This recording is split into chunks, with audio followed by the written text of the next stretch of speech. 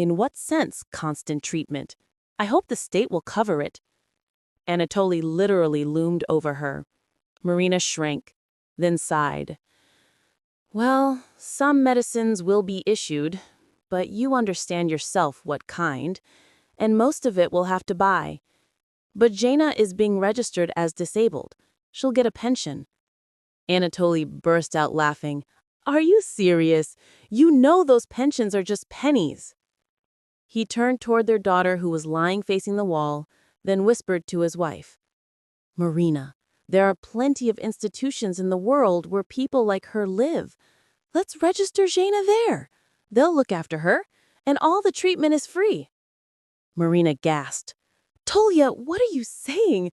Is this a joke? She's your daughter. Your daughter, do you understand? So what if she's my daughter? Look at other people. They're proud of their daughters. They go out with them, all that. And what am I supposed to do with this one? Starve to death? You know yourself, if the doctors couldn't help, no medicine will. So what's the point in pouring money into this? Don't we have better things to spend it on? Marina looked at her husband and couldn't believe it was him saying all this, the man she lived with for more than 10 years. Tolya, you can't be serious. I don't believe it. We have enough money to buy the medicine. I don't even want to hear any of this. Stop talking. Anatoly looked at her closely. You're all emotional now. Calm down, think it through, and you'll see I'm right. I'll give you 3 days to agree with me. And after 3 days? Marina asked. You'll see after 3 days. He turned and rushed out of the room as if scalded. She closed her eyes and counted to 10. A year ago, their Jaina had fallen from the stairs. Tolik hadn't finished the railing, never had the time, and the girl tripped while running. Nothing to grab onto. 3 surgeries, almost half a year in the hospital, and the doctor's verdict, a wheelchair, and even then only for a few hours a day. The rest of the time, bed rest. Something in her spine was still not right. They had bought this house at Tolya's insistence. He decided that living in an apartment wasn't prestigious. He had been promoted at work, but there was still a lot to do in the house. Marina said it was too expensive, since Tolya couldn't really do much himself and spent most of his time in front of the TV. But he kept insisting, all normal people live in houses. So all the money went into finishing and remodeling. And just when the house started looking like a real home, tragedy struck. Marina didn't care about the house.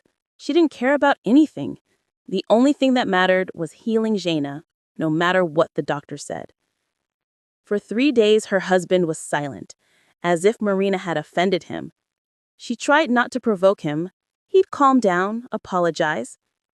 But after 3 days, when she came home from work, she saw suitcases.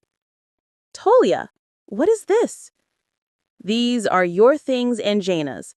I came home early today to pack everything. What do you mean, our things? I don't understand. What's there not to understand? You really think I'll spend my whole life slaving away from medicines?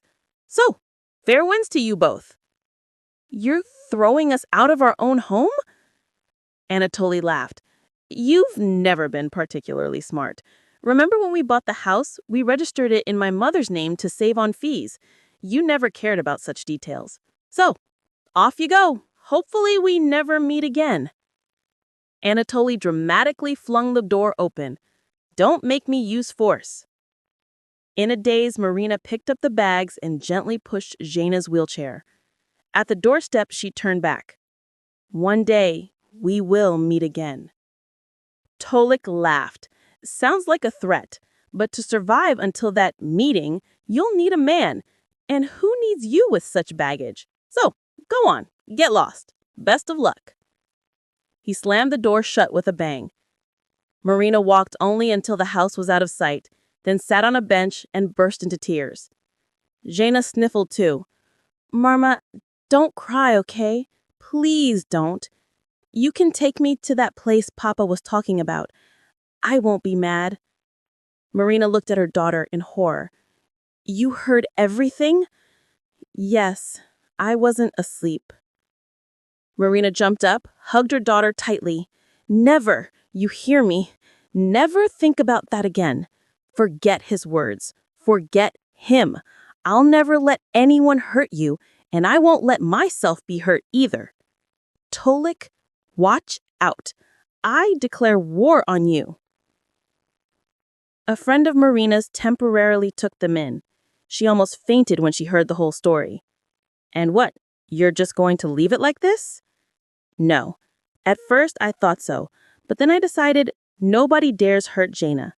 You know how much I love her. Everything must be set right. I have all the receipts, all the records of purchases. I'll go to court, demand child support, and fight for the house too. I don't want to live there, but he'll pay compensation for our daughter. Toli couldn't believe what was happening. For 3 months he was dragged through court thanks to his wife's claims. She even filed for alimony, which he hadn't expected at all. She earned more than he did. Why should he pay her alimony? And the house? Impossible. It was in his mother's name. He showed the documents, but the lawyer insisted he return half the value of their sold apartment. Where was he supposed to get that money? And Marina didn't even show herself. Ashamed, probably. Couldn't break their daughter's life, so she chose another path. And at work, everyone found out he had thrown his wife out, as if it was anyone's business. But now every department was gossiping. He kicked a sick child onto the street. What nonsense! Let them imagine themselves in his place, trapped in such a life, like a prison. People are ridiculous. The lawyer said, if you have no savings, take out a loan and pay my client compensation, or I'll hand this to the court. What court? Are you crazy? The house is in my mother's name. But the apartment was in both of your names. And how did you even manage to sell property where a child was registered? That's a criminal case. Toli remembered how it had gone down. Remembered the realtors, tough guys in suits. They told him if this comes out because of him, he won't be walking around much longer. His mother screamed at him until the windows rattled. What were you thinking, idiot? Now what? I won't give you a penny. Don't even ask. Solve your problems yourself. I'm going abroad, visiting my friends. Been dreaming of this for years. So Toli took out a loan. The money was transferred at a notary office. He tried to talk to Marina, but she wouldn't even look at him, as if he was nothing. Rage boiled inside him. Then another blow. Electricity was cut off, unpaid for months. Marina had always handled that. He never thought of such things. Hungry in a dirty shirt, he went to work angry. And then came the final straw. A. Borisovich, we no longer require your services. Get your pay at accounting. His boss turned and left. No explanations, no chance to speak. Tolik fumed. Did they think they'd break him? He'd make it. Just yesterday, a taxi driver had told him how much money he made, more than Toli ever made, working whenever he wanted. That evening, Anatoly opened a bottle of cognac, downloaded the taxi app, and convinced himself it was simple. His mother had left her car with him. He had a license. Drunk, he decided to try one order. But as soon as he drove out, a striped baton appeared. Police, documents, breath test. The car on a tow truck, license taken. By morning, he was home, stunned. The fine was enormous. The impound fees grew daily.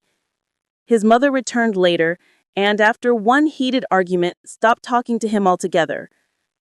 His new job paid so little he couldn't cover the loan. The house was seized. He had nothing left. One day, opening the fridge, he realized there was nothing to eat. Sold the fridge, money gone. In days. Desperate, he read the classifieds. Saw an ad, garden digging, mowing services. Not bad money. The next morning, he set out to offer his services in a private neighborhood. Spotted a nice house, garden untouched, decided to knock. The door opened. Hello, I can dig the garden, mow the grass, help around. My rates are low. Tolia? The woman stared at him. Toli, what are you doing here? Living. This is my home now. Behind her, the door creaked. Jaina appeared, grown, walking with a cane. Mama, some man asked if we need the garden dug. Blood rushed to his head. You're mocking me? No. Everyone gets what they deserve, don't you think? The world is round. Karma works. Remember I told you? We'd meet again. Anatoly fled without a word. On the way out, he saw a luxury car pull up. A man with flowers stepped out and Marina embraced him.